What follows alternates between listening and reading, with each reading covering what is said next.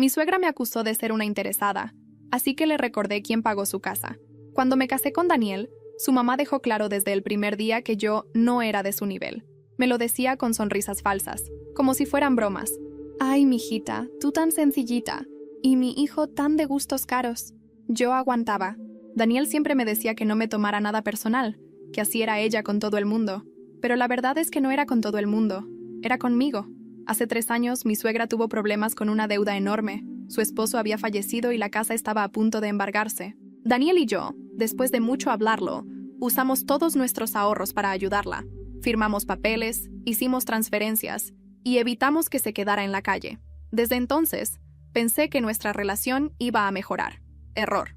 Lo único que cambió fue el tipo de comentario. Ahora no me llamaba sencillita. Ahora decía, ay, si no fuera por mi hijo, no sé dónde estaría esta niña. Como si Daniel hubiera pagado todo solo. El colmo fue la semana pasada, en la fiesta de cumpleaños de su hermana. Había como 30 personas en el jardín, y yo estaba sirviendo pastel cuando la escuché decir, ya ven, mi hijo siempre ha sido generoso, aunque a veces lo usen para sacar ventaja. Me estaba mirando. La gente se rió incómoda. Daniel no dijo nada. Yo tampoco. Terminé de repartir el pastel, sonriendo, como si no hubiera escuchado. Esa noche, en casa, Daniel intentó justificarla. Está grande. A veces no piensa lo que dice. Yo solo respondí, yo sí pienso. Y mucho.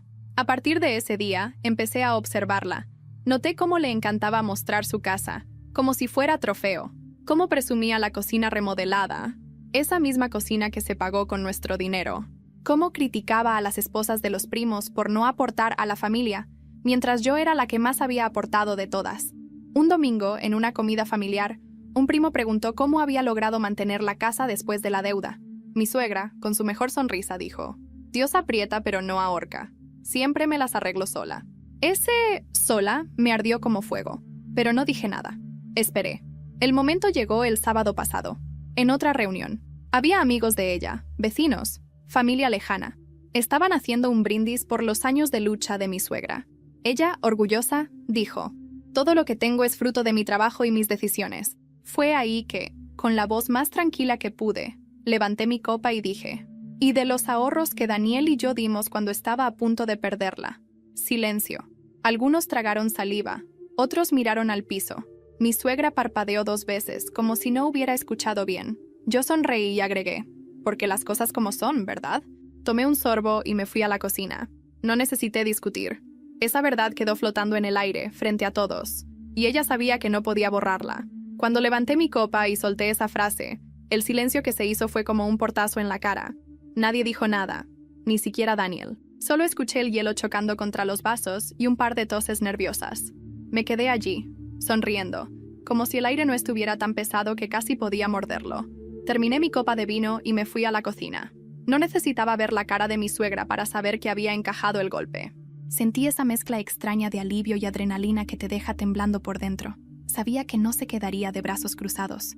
Y tenía razón. Al día siguiente, Daniel recibió una llamada de ella. Yo estaba en la sala, doblando ropa, cuando escuché su tono de voz, ese medio susurro que usa cuando no quiere que yo oiga. «Mamá, no es para tanto», decía él. Pausa. Silencio. No la voy a regañar. «Mamá, por favor». Otra pausa, más larga. «Te dije que no lo hizo para humillarte». Me quedé quieta, la camiseta en las manos.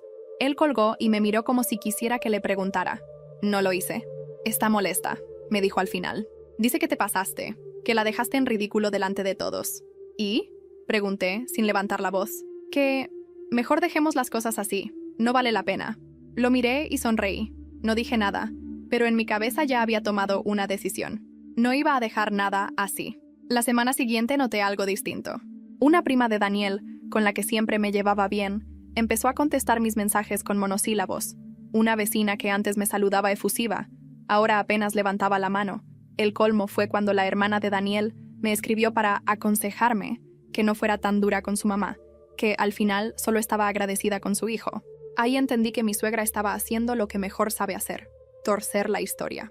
Ahora yo era la mala, la irrespetuosa, la que no valoraba a Daniel. Decidí no pelear en su terreno, no iba a ir tocando puertas para explicar mi versión. En vez de eso, iba a dejar que las pruebas hablaran por mí, en el momento justo. Un viernes por la noche, Daniel y yo fuimos a cenar a casa de un amigo suyo de la universidad. Entre los invitados estaba la vecina de mi suegra, esa misma que me había dejado de saludar. A mitad de la comida, sin que nadie preguntara, empezó a contar que hay gente que no sabe respetar a los mayores, y me lanzó una mirada que duró lo suficiente para que todos entendieran a quién se refería. Me incliné hacia adelante y le sonreí. ¿Sabes qué es no respetar?, dije despacio. Borrar a las personas que te ayudan cuando más lo necesitas. No dije más. Ella bajó la mirada y cambió de tema.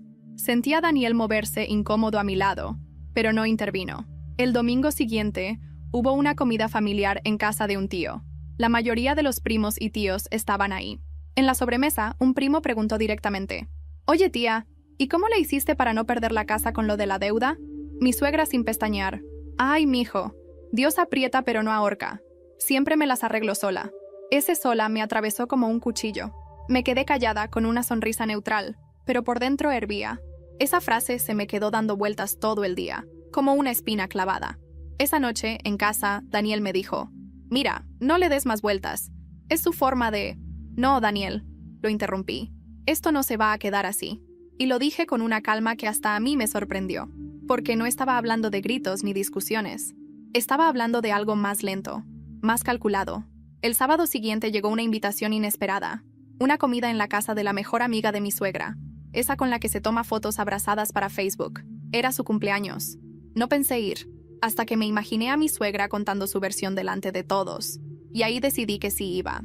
Pero lo que pasó esa tarde superó cualquier escenario que hubiera planeado. La casa de Leti, la mejor amiga de mi suegra, está en una privada de satélite con esos jardines que huelen a lavanda desde que abres el portón.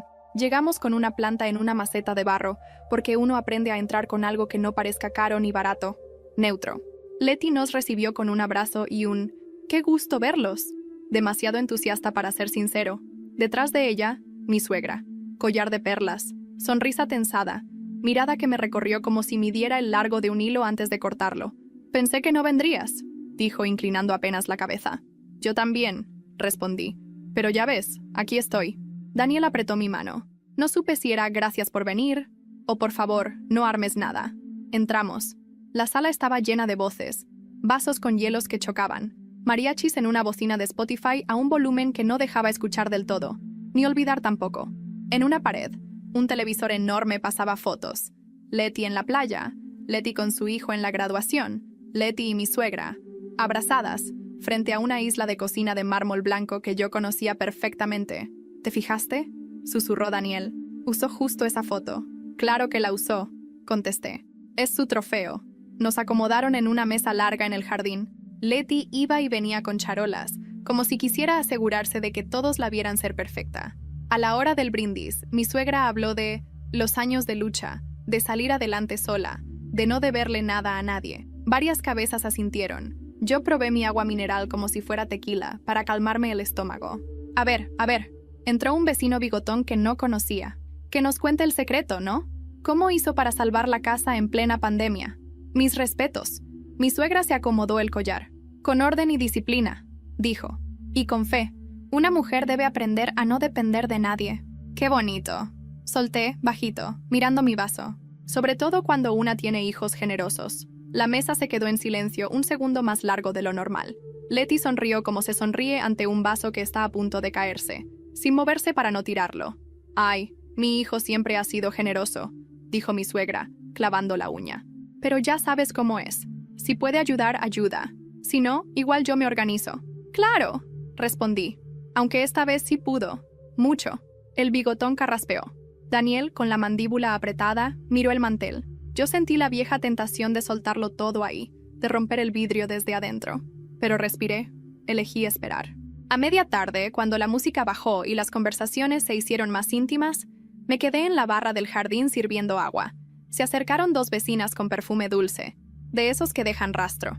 «¿Y tú a qué te dedicas?», preguntó una, con voz de curiosidad afilada. «Trabajo en diseño editorial», dije. «Desde casa, la mayoría del tiempo». «¡Qué bien!», la otra ladeó la cabeza. «Eso explica por qué te es más fácil estar disponible para la familia. No cualquiera puede». La palabra «disponible» me rebotó en el pecho. «Sí», contesté.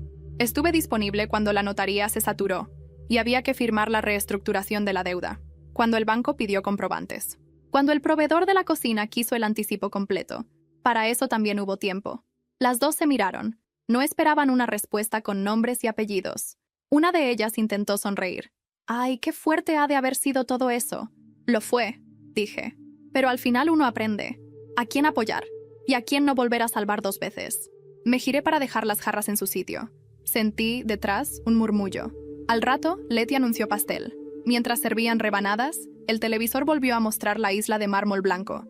Era una foto tomada desde arriba, con luz de mañana. Yo la había visto el día que entregaron las cubiertas, cuando Daniel tomó la foto para mandar antes y después al chat de la familia. Me acerqué un poco. En una esquina se alcanzaba a ver, reflejado en la ventana, el logotipo del proveedor. Lo recordé de inmediato. Mármoles Zaragoza. Recordé también el correo con el estado de cuenta, la transferencia de Daniel desde su cuenta y la mía desde la mía, el concepto apoyo mamá.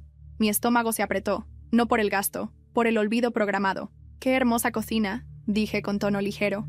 «Ojalá todos los que la presumen también sepan agradecerla». Mi suegra parpadeó una vez. 2. «Leti, rápida», aplaudió.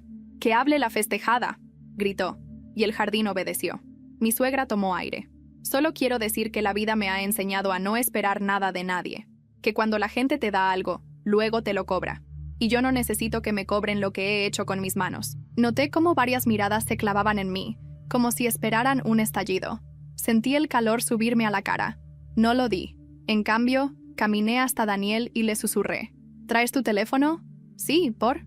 «Enséñame las fotos del 2022, las de la remodelación». Me lo pasó. Abrí el álbum. Ahí estaban. Casa de mamá. 100 fotos de albañiles, cajas, la estufa nueva, la isla, el recibo del anticipo. Deslicé hasta una captura de pantalla. Transferencia. Cantidad. Mi nombre junto al suyo. Un hormigueo en la espalda. «¿Me lo prestas un segundo?», le dije. Y sin pedir permiso, toqué el botón de transmitir a la tele. AirPlay. El televisor pitó. La imagen de su pantalla se duplicó en grande, delante de todos. «¡Ay!», exclamó Leti divertida. «¿Qué vamos a ver?». No tuve que decir nada. En la pantalla apareció el álbum Casa de mamá. Una foto, otra. Y entonces, la captura. El estado de cuenta con la transferencia, el concepto, la fecha. No era un grito, era una flecha. «Perdón», sonreí. «Debe haberse conectado solo. Ya saben, la tecnología». Nadie se rió. El bigotón se acomodó la silla. Leti puso la mano en el hombro de mi suegra, como para estabilizarla. Mi suegra miró la pantalla con la boca apenas abierta, como si viera llover dentro de su casa. «Eso», musitó. «Eso no es necesario». «No», contesté. «No lo es». Pero a veces ayuda a la memoria. Cortaron el pastel en silencio. La fiesta siguió, boqueando. Yo no dije nada más. Tampoco necesitaba. A eso de las 9, Daniel y yo nos despedimos. Leti nos abrazó con una fuerza que antes no tenía. «Gracias por venir», dijo bajito. «Y gracias por todo». En el coche, camino a casa, nadie habló. Yo miraba las luces de periférico como rayas de tiza. Cuando estacionamos, el celular de Daniel vibró. Varios mensajes. Uno del grupo Familia Gómez, uno de su hermana, uno de un número fijo que no reconocí. Daniel contestó el del fijo por curiosidad. Puso altavoz. «Buenas noches», dijo una voz de mujer formal. «Le hablamos de la Notaría 84, en Naucalpan. El señor Daniel Gómez y la señora», dijo mi nombre. «Necesitamos agendar una cita». «La señora», pronunció el nombre de mi suegra, «ha solicitado un trámite de modificación de la escritura de su casa y es indispensable su presencia como codeudores solidarios en el rescate de crédito de 2022. Es urgente». Daniel me miró. Sentí que el piso se acomodaba bajo mis pies, pero no como una alfombra, como una pista de hielo. «¿Mañana a primera hora les viene bien?», preguntó la voz. Respiré. Miré a Daniel y respondí. «Mañana a primera hora está perfecto». No dormí esa noche. No porque estuviera nerviosa, sino porque mi cabeza no dejaba de girar, encajando piezas como un rompecabezas que llevaba años incompleto. Codeudores solidarios. Esa frase se repetía como eco. Significaba que, en papeles, no solo habíamos puesto dinero, habíamos puesto nuestros nombres y nuestra responsabilidad legal sobre esa casa. Y ahora ella quería modificar la escritura. A las 8 en punto, estábamos frente a la Notaría 84, un edificio gris, de esos con ventanales que dejan ver a secretarias apilando carpetas. Daniel estaba más pálido que de costumbre. «Seguro es un trámite cualquiera». Intentó calmarse él mismo. «Seguro», repetí, aunque no me creía una palabra. Nos llamaron a una sala pequeña con una mesa larga y paredes cubiertas de libreros llenos de códigos. Allí estaba mi suegra, impecable, vestida como si fuera a una comida de gala. Sonrió apenas, pero no me sostuvo la mirada. Frente a ella, un hombre de traje oscuro revisaba un expediente. «Gracias por venir tan rápido», dijo el notario sin levantar la vista. «El motivo de esta cita es la solicitud de la señora Gómez para realizar una cesión de derechos sobre la propiedad que actualmente está registrada con 2 codeudores solidarios, el señor Daniel Gómez y su esposa». «¿Una cesión de derechos?» Pregunté, aunque ya intuía hacia dónde iba. «Exacto», dijo el notario, ojeando. «La señora quiere transferir parte de la propiedad a un tercero. Para eso, necesitamos la firma de ambos, ya que ustedes figuran como responsables del rescate hipotecario». Daniel se acomodó en la silla. «¿A un tercero? ¿Quién?» Mi suegra habló por primera vez con una calma que casi parecía ensayada. «A tu hermana, Daniel. Ella se va a encargar de la casa cuando yo ya no pueda». Lo miré. Su hermana, la misma que en 3 años jamás nos devolvió ni un peso del préstamo que le hicimos para su boda, ahora iba a recibir como regalo la casa que nosotros habíamos salvado. «No», dije, antes de que Daniel reaccionara. «No firmamos». Mi suegra me miró como si yo fuera una niña impertinente que había interrumpido a los adultos. «Mira, no es que te esté quitando nada. La casa es mía, siempre lo fue. Ustedes solo ayudaron». «Ayudamos», la interrumpí, «a cambio de nada. Y eso no significa que puedas borrar nuestra parte como si fuera un borrador».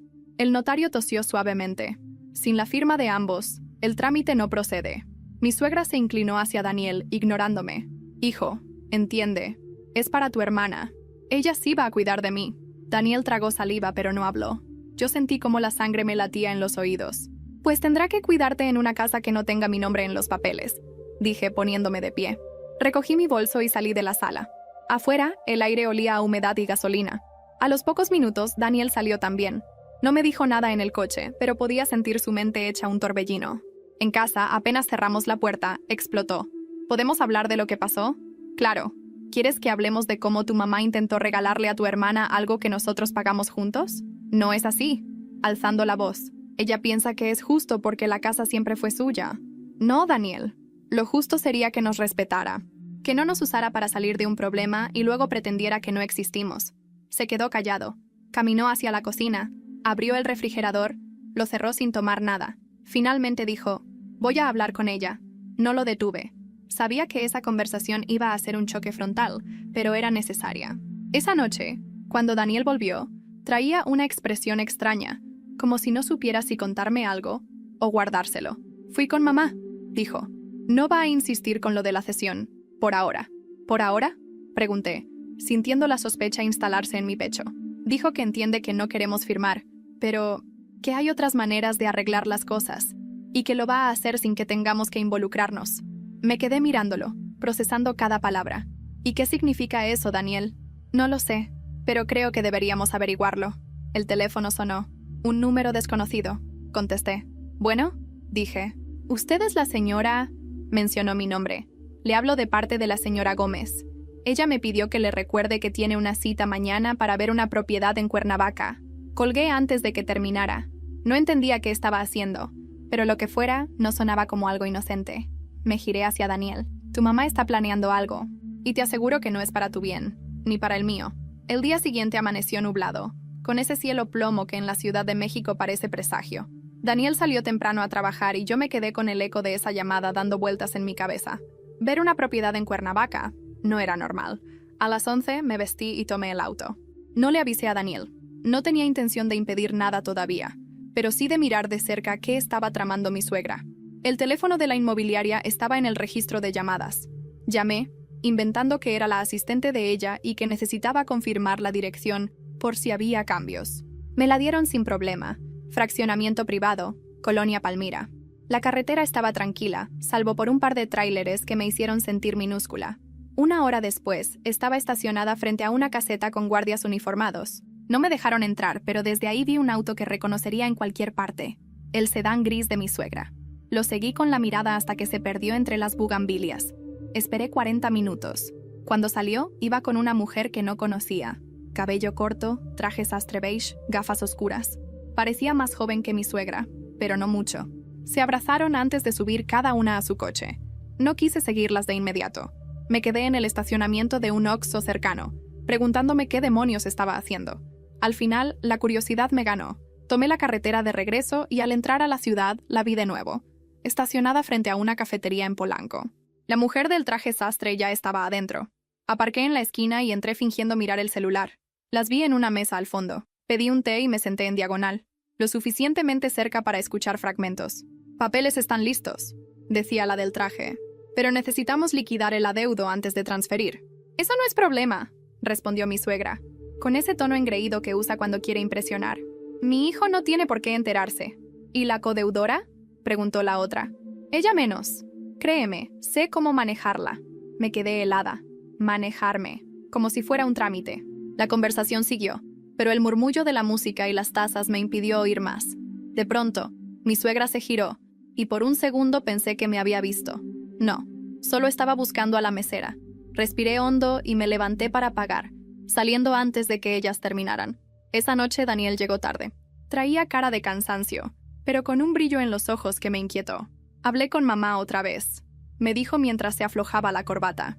Dice que quiere pasar unos días en Cuernavaca para descansar, que no tiene nada que ver con la casa. ¿Y tú le crees?, pregunté sin rodeos. Quiero creerle. Es mi mamá. Me acerqué, apoyando las manos en la mesa. Pues yo no. Y si no quieres abrir los ojos, voy a tener que abrirlos por ti. Daniel suspiró, como si mi desconfianza fuera una exageración. No quiero peleas, ¿ok? Esto no es una pelea, Daniel. Es una advertencia. Pasaron los días y no supe más de Cuernavaca, hasta que un viernes por la noche, mientras hacía la cena, recibí un mensaje de un número desconocido. Señora, le confirmamos que la transferencia de anticipo fue recibida. El contrato se firmará el martes en nuestras oficinas de Palmira, Cuernavaca. Favor de traer a los codeudores para el cierre. Me quedé mirando la pantalla. Anticipo, cierre, todo sin que Daniel lo supiera. Esa misma noche imprimí todos los documentos que tenía. La escritura original, el contrato de rescate, los comprobantes de transferencias que hicimos. Los puse en una carpeta negra. Sabía que iba a necesitarlos pronto. El lunes, mientras Daniel se duchaba, su celular vibró en la mesa de noche. Era un mensaje de su hermana. «No te preocupes, mamá ya me dijo que el martes se arregla todo. Gracias por confiar en mí». Sentí un golpe en el estómago. No solo estaba involucrada, era parte del plan. Ese martes pensaba ir yo misma a Cuernavaca. No para firmar, sino para estar ahí y ver cómo intentaban borrarme de algo que me había costado años de trabajo y ahorros. Pero lo que no imaginaba era que, antes de que llegara el día, recibiría una llamada que cambiaría por completo la forma en la que pensaba enfrentarla. La llamada llegó un lunes a las 11:17 de la mañana. Estaba trabajando en la computadora, revisando unas pruebas de impresión, cuando el celular sonó con ese timbre seco que uso para números desconocidos. «Bueno», contesté. La señora... Pronunciaron mi nombre completo, como cuando estás frente a un funcionario. «Sí, soy yo. Le hablamos de la Notaría 21 de Cuernavaca. Queríamos confirmar su asistencia mañana a las 10 de oro para la firma de cesión de derechos de la propiedad ubicada en...» Mencionó la dirección de la casa de mi suegra, a favor de la señorita Mariana Gómez. Sentí cómo me hervía la sangre. «No voy a asistir», dije cortante. «Y como codeudora, tampoco autorizo esa cesión». «Entiendo, señora, pero la solicitud está registrada con una nota de acuerdo verbal entre las partes». «¿Acuerdo verbal?», solté una risa seca. «Pues anótele ahí que no hay acuerdo, ni verbal, ni escrito, ni imaginario, y que si intentan mover un papel sin mi firma, voy a tomar medidas legales». Colgué antes de que respondiera. Me quedé mirando la pantalla del celular como si pudiera quemarlo con la vista. Ese mismo día, cuando Daniel volvió, le solté todo. La llamada, la confirmación, el nombre de su hermana en el contrato. «Explícame, Daniel, ¿desde cuándo no es nada? ¿Significa que tu mamá está a punto de regalarle nuestra responsabilidad a tu hermana?» «No lo sabía», me juró con las manos abiertas. «Te lo juro que no lo sabía». «¿Y me tengo que creer eso?» Lo miré fijo. «Porque alguien aquí está mintiendo». Daniel se dejó caer en la silla. «Voy a hablar con ellas», dijo, pero su voz sonaba cansada, como si ya supiera que no iba a cambiar nada. «No», respondí. «Mañana voy a estar ahí. Y si quieren guerra, la van a tener». El martes llegué a Cuernavaca antes que todos. Me estacioné frente a la notaría y desde el coche vi llegar el sedán gris de mi suegra. Bajó con gafas oscuras y un vestido estampado que parecía escogido para la ocasión. Mariana, su hija, iba detrás, con una carpeta bajo el brazo y esa sonrisa de quien cree que ya ganó. Me esperaron en la recepción como si yo fuera una invitada incómoda. El notario nos llamó a la sala. Puso sobre la mesa el documento. Antes de firmar, voy a leer el contenido, dijo. Mientras hablaba, yo saqué de mi bolsa la carpeta negra. Esperé a que mencionara codeudores solidarios, y ahí lo interrumpí. Perdón, pero eso no va a pasar. Todos me miraron. Abrí mi carpeta y puse sobre la mesa la escritura original, el contrato de rescate con nuestras firmas, los comprobantes de las transferencias que hicimos Daniel y yo. Estos son los documentos que prueban que sin nosotros, esa casa ya no sería suya. Así que no va a borrarnos de aquí. Mi suegra se inclinó hacia adelante, con una sonrisa falsa. No estás entendiendo, mijita. Nadie te está borrando. Solo estoy asegurando mi futuro. Asegúrelo con lo suyo, no con lo mío. El notario carraspeó. Sin la firma de la señora, me señaló. No podemos proceder. Mariana chasqueó la lengua, molesta. Esto es ridículo. Ridículo es que quieras un regalo que no te pertenece, respondí. Mi suegra recogió sus cosas con dignidad fingida. Ya veremos, dijo y salió. Creí que eso cerraría el capítulo, pero esa misma noche, al llegar a casa, encontré en la puerta un sobre blanco. Dentro había una carta con el membrete de un despacho de abogados. En una hoja, muy formal, decía: por medio de la presente, le notificamos que nuestra cliente, la señora Gómez, iniciará acciones para la recuperación de la cantidad prestada por usted y su esposo, alegando que el monto fue entregado sin contrato formal y que por lo tanto carece de respaldo legal para ser considerado como pago definitivo. Leí esa frase 3 veces. No estaba intentando quitarme la casa. Ahora estaba intentando quitarme el dinero. Levanté la vista. Daniel estaba en el pasillo, pálido. ¿Qué vamos a hacer?, preguntó. Y yo, con la carta en la mano, le respondí: vamos a jugar a su juego, pero con mis reglas. Esa noche casi no hablamos. Daniel estaba en shock, como si la idea de que su mamá pudiera demandarnos todavía no le entrara en la cabeza.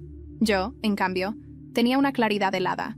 No era la primera vez que alguien intentaba torcerme el brazo con amenazas, y sabía que el peor error era reaccionar con prisa. A la mañana siguiente llamé a un abogado que conocía de un proyecto editorial. Nos vimos en un café en la Colonia del Valle. Le llevé la carta, todos los documentos y le conté la historia desde el inicio. Él escuchó sin interrumpir, tomando notas en una libreta de cuero. Esto es una estrategia de intimidación, me dijo finalmente. Legalmente no hay caso. Ustedes pueden demostrar que fue un apoyo económico, no un préstamo exigible. Pero ella está contando con que el desgaste emocional y el miedo la hagan ganar. No me da miedo, le aseguré.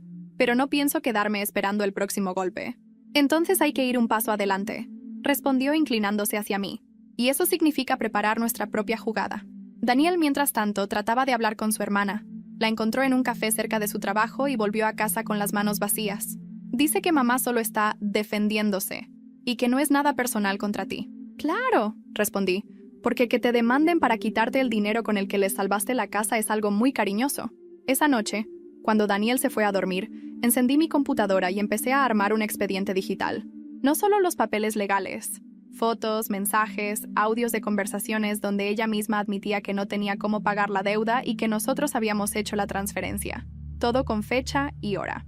También imprimí capturas de redes sociales, publicaciones de mi suegra presumiendo su logro con la casa, fotos de la cocina remodelada, incluso un post de Mariana agradeciendo a mamá por enseñarle el valor del esfuerzo propio.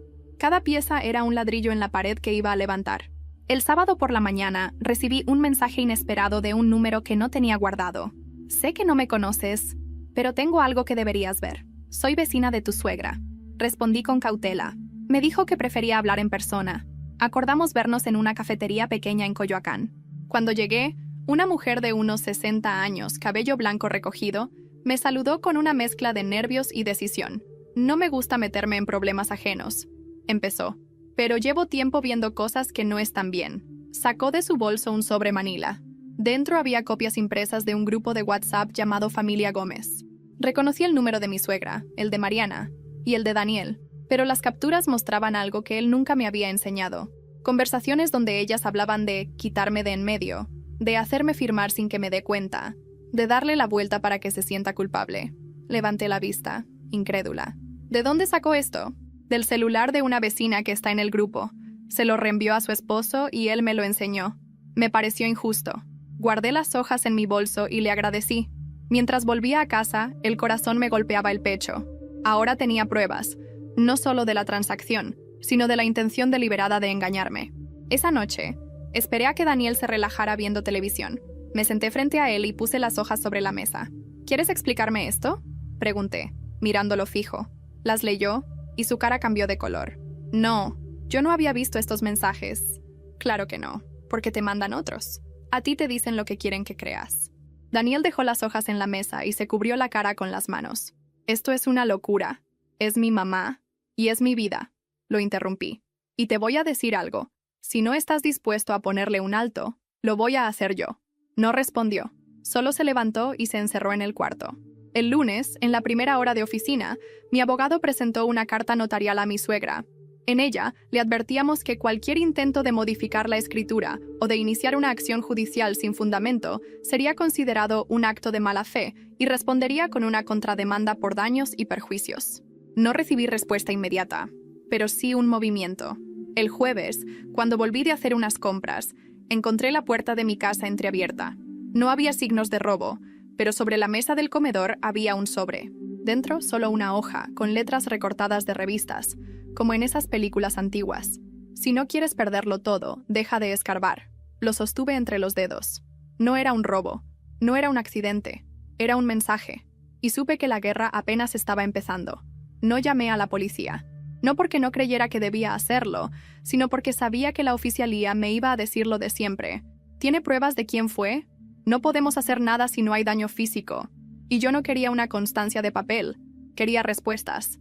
Esa noche, Daniel llegó tarde. Lo esperé sentada en el comedor, con la hoja de recortes sobre la mesa. Cuando entró y la vio, frunció el ceño. ¿Qué es eso? Un recordatorio de que tu mamá y tu hermana no juegan limpio. No puedes asegurar que fue... Empezó a decir. Ah, ¿no? Lo interrumpí. La puerta estaba abierta, no se llevaron nada y me dejan esto. ¿Quién más tendría interés en que yo deje de escarbar? Daniel se quedó callado. No era un silencio de culpabilidad. Era un silencio de alguien que empieza a ver el mapa entero y no le gusta lo que ve. Voy a ir a hablar con ella mañana, dijo finalmente. No, mañana voy yo. A la mañana siguiente, conduje hasta la casa de mi suegra. No toqué el timbre. Abrí la reja con la llave que todavía tenía y entré directo. Estaba en la cocina preparando café. Cuando me vio, levantó la barbilla como si fuera la reina de Inglaterra. «Buenos días, mijita», dijo, fingiendo amabilidad. «No me llames así». Saqué la hoja con las letras recortadas y la puse sobre la barra. ¿Esto te dice algo? La miró un segundo y luego sonrió, ese tipo de sonrisa que no llega a los ojos. Yo no pierdo mi tiempo con tonterías. Pues yo sí, cuando las tonterías cruzan mi puerta. Nos quedamos mirándonos. Sentía la tensión en el aire como electricidad antes de la tormenta. Te estás metiendo en cosas que no entiendes, me dijo finalmente. Y un día vas a lamentarlo. ¿Sabes qué voy a lamentar? No haberte puesto un alto antes. Me di la vuelta para salir. Pero antes de llegar a la puerta, la escuché decir, «No es a mí a quien deberías temer». Me detuve, pero no giré la cabeza. Salí sin responder. Esa frase me taladró todo el camino de regreso. «No es a mí a quien deberías temer». Entonces, ¿quién? A las 3 de la tarde, mientras revisaba el correo, recibí un mensaje de la vecina que me había pasado las capturas del grupo de WhatsApp. «Tenemos que vernos. Hay algo que no te conté la otra vez. Nos citamos en el mismo café de Coyoacán». Llegó con un folder grueso. «Esto me lo pasó un amigo que trabaja en el registro público», me dijo. «No me preguntes cómo lo consiguió. Dentro había copias de escrituras y movimientos de propiedad. Entre ellos, no solo la casa de mi suegra, también 2 departamentos en renta en la Colonia del Valle y un terreno en Cuernavaca, todos a nombre de una sociedad civil recién creada. Y en esa sociedad figuraban como socios mi suegra, Mariana, y un hombre que no conocía. «¿Quién es este?», pregunté señalando el tercer nombre. «Ahí está lo preocupante», respondió. «Es un tipo que estuvo preso por fraude inmobiliario hace 5 años». Me quedé mirando el papel. Ahora todo encajaba. La visita a Cuernavaca, la prisa por modificar escrituras, el mensaje intimidante. No era solo un asunto familiar, era algo más grande. Esa noche, Daniel volvió a casa y le mostré el folder. Lo vi ponerse lívido mientras leía. «No sabía nada de esto». «Pues ya lo sabes. Y ahora dime, ¿sigues pensando que tu mamá está actuando sola?» Daniel dejó el folder en la mesa. «Tenemos que denunciar». «Todavía no», respondí. «Si denunciamos ahora, pueden desaparecer las pruebas. Necesitamos atraparlos en el momento». Daniel me miró, preocupado. «¿Y cómo piensas hacer eso?» «Haciendo que crean que me tienen justo donde querían». Antes de que pudiera responder, mi celular vibró. Era un mensaje de un número desconocido. «Mañana 5 p.m. Oficina de Palmira. Trae tus papeles. Es tu última oportunidad de cooperar. Sonreí aunque el corazón me latía con fuerza. Por fin se estaban exponiendo. Pues mañana voy, le dije a Daniel. Y si sale como pienso, va a ser su última jugada. Llegué a Palmira con media hora de anticipación. No quería que me vieran llegar tarde y pensar que dudaba. Vestí sencillo, pero no descuidado. Pantalón negro, blusa beige, cabello recogido. Llevaba una carpeta delgada con algunos papeles inofensivos arriba y bien escondidos al fondo, las copias de todos los documentos y capturas que había reunido. Me estacioné en un café frente al edificio de oficinas. Desde allí podía ver la entrada. A las 4:45 llegó el sedán gris de mi suegra. Se bajó con Mariana, ambas con gafas oscuras, y detrás de ellas, un hombre alto, moreno, de traje azul y camisa abierta. Tenía esa seguridad agresiva de quien está acostumbrado a imponer presencia. Supe de inmediato que era el tercer socio. Esperé 5 minutos antes de cruzar. Cuando entré a la oficina, una recepcionista me indicó que pasara a la sala de juntas. Era un espacio frío, con una mesa de cristal y persianas cerradas. Ellos ya estaban sentados, con una carpeta gruesa en el centro. «Gracias por venir», dijo el hombre de traje azul como si él fuera el anfitrión. «Esto va a ser rápido. Solo necesitamos que firme aquí». Empujó la carpeta hacia mí. «Y todo quedará resuelto». «¿Resuelto para quién?», pregunté, sin tocar el bolígrafo. Mi suegra intervino con voz dulce. «Para todos, mijita. Tú quedas libre de responsabilidades, y nosotros podemos mover la propiedad sin que te afecte». «Sin que me afecte», repetí abriendo la carpeta. Leí rápido el encabezado. Cesión irrevocable de derechos y obligaciones. Prácticamente me estaban pidiendo que renunciara a todo, incluida cualquier reclamación futura. «¿Y qué recibo a cambio?», pregunté, mirándolos uno a uno. «La tranquilidad de cerrar este asunto», dijo Mariana sonriendo con suficiencia. Cerré la carpeta con calma. «¿Saben qué? Voy a firmar». Mi suegra me miró sorprendida. «Así me gusta», dijo como si me hubiera domado. Saqué mi pluma, pero antes de ponerla sobre el papel, saqué también mi celular. Lo dejé sobre la mesa, boca arriba, con la pantalla encendida. En la esquina brillaba un puntito rojo. «Grabando». «Solo para que no haya malentendidos», comenté, como si fuera un gesto inocente. El hombre de traje frunció el ceño. «No se puede grabar aquí». «Pues entonces no puedo firmar aquí». Recogí mi pluma y la carpeta de documentos. Y, por cierto, lo que no sabían es que ya presenté una copia de todo este material a un abogado y a una persona del registro público que va a revisar cada propiedad a nombre de su sociedad. Mi suegra palideció. «¿Qué estás diciendo?» «Que si quieren seguir jugando, yo también sé mover las piezas. Y a diferencia de ustedes, no tengo nada que perder». Mariana soltó una carcajada nerviosa. «Estás blufeando». Me levanté y caminé hacia la puerta. Ojalá. Pero si lo estuviera, no tendrían esa cara ahora. Salí antes de que pudieran reaccionar. El corazón me martillaba en el pecho, pero cada paso que daba hacia la calle me parecía más firme. Al llegar a casa, Daniel estaba esperándome, inquieto. «¿Cómo te fue?» «No firmé», le dije. «Y creo que acabo de encender una mecha». «¿Una mecha?», preguntó preocupado. «Sí, y no sé si va a explotar rápido o lento, pero va a explotar». Como si mis palabras hubieran sido un presagio. Mi celular vibró en ese momento. Era un número desconocido, otra vez. Contesté y una voz masculina, grave, dijo: «La próxima vez no vengas sola. No siempre las cosas terminan tan tranquilas».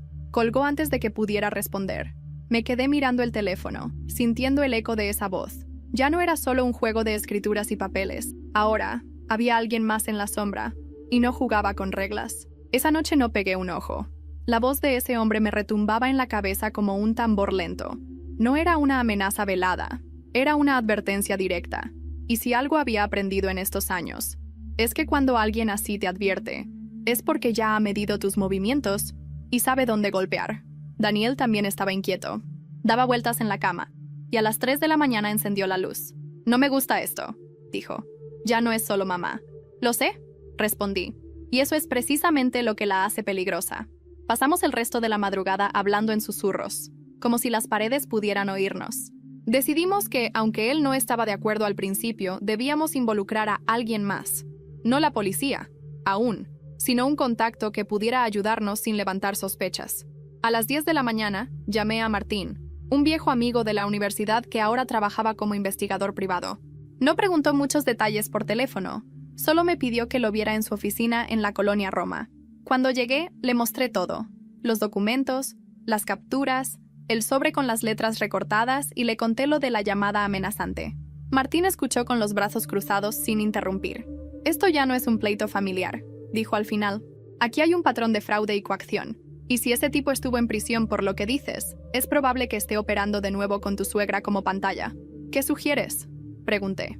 Seguirlos. Documentar cada reunión, cada movimiento. Y sobre todo, conseguir pruebas de que están usando tu nombre y el de Daniel en operaciones que ustedes no autorizaron. Con eso, no solo se caen ellos, sino que pueden enfrentar cargos serios. Acepté. Le di una lista de direcciones y nombres, y él me prometió empezar esa misma tarde. Mientras tanto, Daniel recibió un mensaje de su hermana Mariana. Sé que no te gusta cómo se están haciendo las cosas, pero al final esto es para la familia. Si tu esposa sigue metiéndose, las cosas se van a poner feas. Se lo mostró, y yo lo leí 3 veces. Esto ya no es manipulación pasivo-agresiva, es una amenaza directa. Daniel no respondió a su hermana, pero lo vi más decidido. Tal vez por primera vez estaba dispuesto a enfrentarse a su madre y su hermana sin buscar excusas. 3 días después, Martín me llamó. Tenemos algo. Necesito que vengas a verlo. Cuando llegué, me mostró fotos tomadas con teleobjetivo. Mi suegra, Mariana y el hombre del traje azul, reunidos en un restaurante de Cuernavaca. Sobre la mesa, documentos y fajos de billetes envueltos en ligas. En otra foto, el mismo hombre entregando un sobre a un sujeto que subía a una camioneta sin placas. ¿Y lo mejor? Dijo Martín, sonriendo apenas. Una de esas carpetas tiene tu nombre y el de Daniel en la portada. Sentí un escalofrío. ¿Qué hacemos ahora? Vamos a dejar que se hundan solos. Mañana tienen otra reunión, y esta vez vamos a grabar audio y video. Esa noche, antes de dormir, Daniel me dijo algo que me heló más que las fotos. Hablé con mamá. Le dije que sabía todo. Solo me contestó una frase.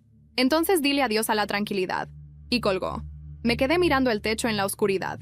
La mecha que había encendido en la reunión de Palmira ya estaba ardiendo, y sentía que la explosión estaba a punto de llegar. El problema era que, al igual que una bomba, cuando estallara, no iba a elegir a quién alcanzaba. Al día siguiente, a las 11:45 de la mañana, recibí un mensaje de Martín. Tienes que venir ya. No vas a creer lo que acabo de grabar. Cuando llegué a la oficina de Martín, él estaba sentado frente a su computadora, con los codos apoyados en la mesa y una expresión que mezclaba satisfacción y gravedad. Cierra la puerta, me dijo apenas entré. Esto no es algo que quieras que alguien más oiga. Me senté junto a él. En la pantalla, un video tomado desde un coche estacionado frente a un pequeño restaurante de carretera. La imagen era nítida. Mi suegra, Mariana, y el hombre del traje azul, sentados alrededor de una mesa al aire libre. El audio, captado con un micrófono direccional, era cristalino. La voz de mi suegra se escuchó primero. Si todo sale como planeamos, para la próxima semana el nombre de ella ya no aparece en nada. ¿Y si se niega otra vez?, preguntó el hombre. No va a tener opción. Con la carta del abogado la vamos a presionar. Y si insiste, tenemos otras formas de convencerla. En ese momento, Mariana soltó una risa seca. Peor para ella. A ver si le gusta cuando se entere de que usamos su firma para el terreno. Me incliné hacia la pantalla. ¿Qué terreno?, pregunté a Martín. Eso es lo que vas a averiguar tú, respondió él. Pero escucha el final. El hombre de traje habló con un tono más bajo, pero el micrófono lo captó. Lo de Cuernavaca es solo el comienzo. Si sale bien, movemos las demás propiedades igual. El corazón me golpeó fuerte. Las demás propiedades. ¿Cuántas más había a nuestro nombre sin que lo supiéramos? Martín me pasó una memoria USB con el video y el audio. Con esto tienes para iniciar un proceso penal. Uso indebido de identidad, fraude, falsificación. La lista es larga. ¿Y si decido hacerlo público?, pregunté. Te aseguro que va a ser más rápido que la justicia, pero también más peligroso. Esa noche, Daniel y yo hablamos durante horas. Le mostré el video. Lo vi romperse por dentro mientras escuchaba a su mamá y a su hermana hablar de mí como si fuera un obstáculo, una ficha que podían mover o borrar. Nunca pensé... Empezó a decir, pero se detuvo, mordiéndose el labio. Nunca pensé que ellas fueran capaces de esto. Pues lo son, le respondí. ¿Y ahora? La decisión es nuestra. O lo dejamos pasar y ellas ganan, o lo usamos. Daniel asintió, pero con un gesto que supe leer. Estaba listo. El día siguiente, en una reunión familiar en la casa de un tío, esperé el momento en que todos estaban reunidos en el jardín. Tomé el televisor de la sala, conecté la USB y puse el video. Nadie entendió al principio, pero en cuanto se reconocieron las voces, el silencio cayó como un bloque de cemento. Mi suegra palideció. Mariana intentó apagar la televisión, pero yo me interpuse. No, quédate. Que todos escuchen. El video terminó y la incomodidad era tan espesa que podía cortarse. Nadie habló durante unos segundos. Después, el tío dueño de la casa dijo con voz dura: «Esto es criminal». Mi suegra se levantó, temblando de ira. «¿No sabes con quién te estás metiendo?» «Sí sé», le contesté. «Y por eso hoy se acaba el juego».